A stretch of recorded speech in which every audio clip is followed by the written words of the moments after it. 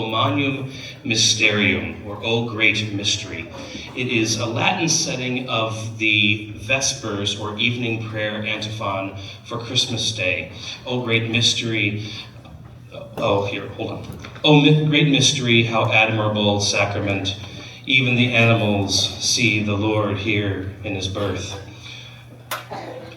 It's a wonderful setting by a modern composer by the name of Mariano Guerrao. He's Italian. We'll forgive him for that, being German as we are.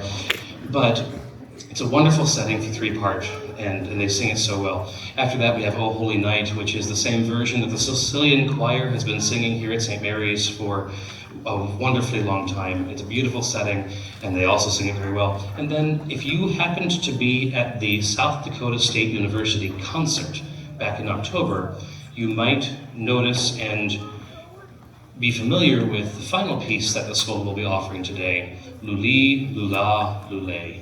It's a wonderful setting of the Coventry Carol that we heard earlier from the concert choir, but from a modern composer, Philip Stopford.